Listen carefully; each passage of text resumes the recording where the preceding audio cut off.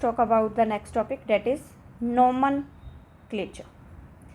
अब बच्चा देखो, आप सब अच्छे से जानते हैं कि there is a wide varieties of living organism on this earth, right? ठीक है. सो हमें क्या करना होता है कि जब भी वो हमें मिले, ठीक है, firstly we need to identify them, उनको पहचानना होता है, और उसके जस्ट बाद हमें उनको नेमिंग देनी पड़ती है. रीज़न क्योंकि अगर हमें उनके बारे में किसी को कुछ एक्सप्लेन करना है, जब मान लो हमें उनको टीवी पे ही दिखाना है, ठीक है, तो हम कैसे बात करेंगे उनके बारे में कि देखिए ये मिला है, ऐसे तो नहीं बोल सकते ना, हमें उसको कुछ नाम वगैरह देना पड़ेगा, ठीक है, जिसके साथ हम उसको इंट्रोड्यूस कर पाएँ.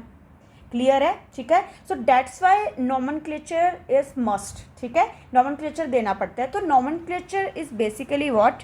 This is system of naming the organisms.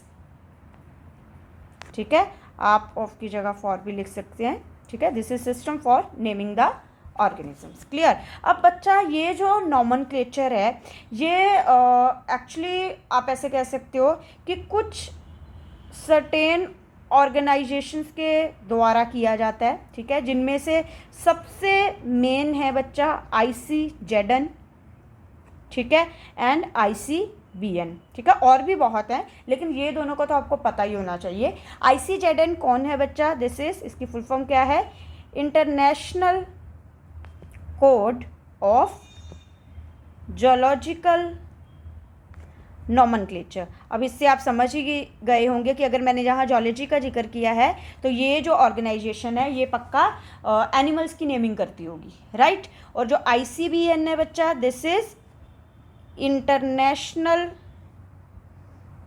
Code of botanical nomenclature. ठीक है, जो कि किन की नेमिंग करती है बच्चा? प्लांट्स की. क्लियर? सो बच्चा they have design some rules. Clear? और वो रूल्स क्या हैं? देखो, अभी जो रिसेंटली नॉमेनक्लेचर चल रहा है बच्चा, डेट इज़ बाइनोमियल नॉमेनक्लेचर. ठीक है, अब बाइनोमियल नॉमेनक्लेचर का अगर यहाँ मतलब देखा जाए तो क्या है? देखो, बाई का मतलब टू, नॉमियल मतलब नेम, मतलब एक्चुअल में यहाँ दो आप कह सकते हो पार्ट्स हैं नाम के, दो आप कह सकते हो शब्दों से नाम बनने वाला है. क्लियर? सो फर्स्ट तो यही होगा कि every species should be given 2 words name. Clear? Every species जो भी हमें मिलेगी should be given 2 words name. उसको 2 शब्दों का नाम देना है. क्लियर? अब बच्चा उसमें से जो फर्स्ट वर्ड होगा ना, ठीक है, उसको हम बोलेंगे जीनस. ठीक है, जहाँ आप उसको जेनेरिक भी बोल सकते हो, जेनेरिक नेम.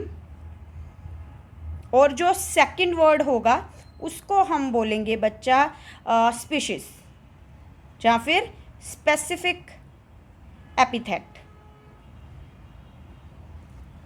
क्लियर है? ठीक है.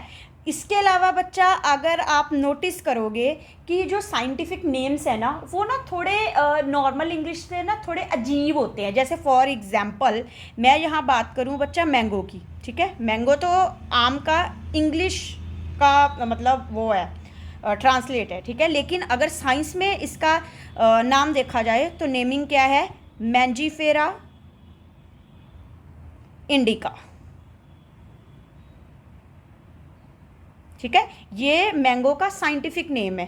तो ये थोड़ा अजीब नहीं लगा? क्योंकि ये इंग्लिश लैंग्वेज की तरह तो नहीं लगा, थोड़ा डिफरेंट था, है ना? एक्चुअली बच्चा यहाँ पे जो साइंटिफिक लैंग्वेज इस्तेमाल की जा रही है, जब मैं बोलूँ जो नॉमेनक्लेचर के लिए लैंग्वेज इस्तेमाल की जा रही है, वो लैंग्वेज कौन सी है? लैटिन. ठीक है, सो थर्ड रूल यही है कि word taken from Latin language.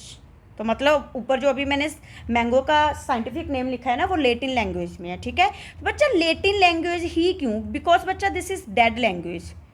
तो आप बोलोगे मैम डेड लैंग्वेज है तो क्या हो गया? ठीक है। इंग्लिश तो इंटरनेशनल है, बट बच्चा इंग्लिश जो है वो लिविंग लैंग्वेज है। क्लियर, ऑब्वियस है, लिविंग है तो रूल्स बदलते रहेंगे। जैसे फॉर एग्जांपल मैं आपको अपना ही बात बता देती हूँ कि जब मैंने इंग्लिश पढ़ी थी, ठीक है, अपने टाइम पे, तो बच्चा हमने क्या देखा था कि हमें टेंस में रूल्स कैसे बताए जाते थे। हमें रटाया जाता था फ्यूचर टेंस में कि आई और वी के साथ शेल लगेगा, ठीक है, और बाकी सबके साथ विल लगेगा। लेकिन आजकल रूल बदल चुका है, आजकल आप आई और वी के साथ भी विल लगा सकते हो, राइट। तो देखो वो लिविंग लैंग्वेज है तो उसके रूल्स बदलते रहते हैं, है ना, ठीक है। तो डेट्स वाई साइंटिफिक नेमिंग के लिए लैटिन लैंग्वेज चूज की गई है, क्योंकि वो एक डेड लैंग्वेज है तो कोई इसके साथ छेड़खानी नहीं करेगा। क्लियर है, डन, ठीक है।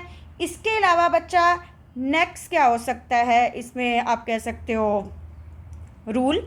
बच्चा नेक्स्ट रूल होगा कि इफ इट्स टाइप्ड, अगर साइंटिफिक नेम जो है वो टाइप्ड नेम है, क्लियर, तो इट शुड बी बच्चा इटैलिक। इटैलिक समझते हो ना, ठीक है, नेम को थोड़ा टेढ़ा करके लिखना है, clear. And if it is hand written, अगर ये हैंड रिटन है, जैसे मैंने भी अभी हाथों से लिखा था, ठीक है, तो आपने देखा होगा, एक चीज़ नोटिस की होगी, मैंने इसको सेपरेटली अंडरलाइन किया है बच्चा। तो ये भी एक रूल है कि if scientific name is hand written तो इट शुड बी अंडरलाइंड, ठीक है, वो भी सेपरेटली। क्लियर है, ठीक है, ये भी एक रूल है बच्चा। इसके अलावा बच्चा एक चीज़ हो रहा है कि जो जीनस नेम है ना, इसको हमेशा कैपिटल लेटर से स्टार्ट करना है, और जो स्पीशीज नेम है, जो सेकंड वर्ड है, ठीक है, वो हमेशा लोअर केस में होगा। मतलब फर्स्ट लेटर से लेके लास्ट लेटर तक उसमें स्मॉल अल्फ़ाबेट से इस्तेमाल किए जाएंगे। क्लियर है। So genus name start with capital, clear, and species name, or you can say word, start with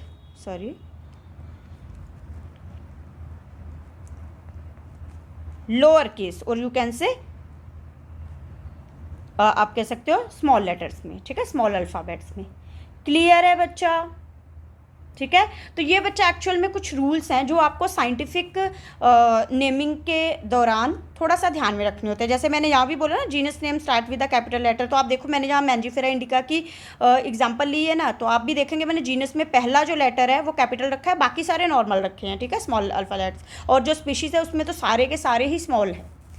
clear है बच्चा। तो these are the some rules, ठीक है, which are followed by binomial nomenclature. और अब हम एज अ मतलब science student भी हमें इसको फॉलो करना होता है। क्लियर, आपको धीरे धीरे इसकी आदत भी बढ़ जाती है।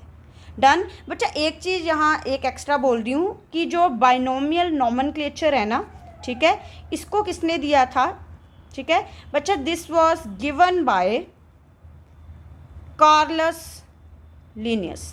तो थोड़ा सा ध्यान रखिएगा, ठीक है, समटाइम आपसे पूछ लिया जाता है। क्लियर है, ठीक है, और इन रूल्स के बारे में भी आपको थोड़ी नॉलेज होनी चाहिए। क्लियर।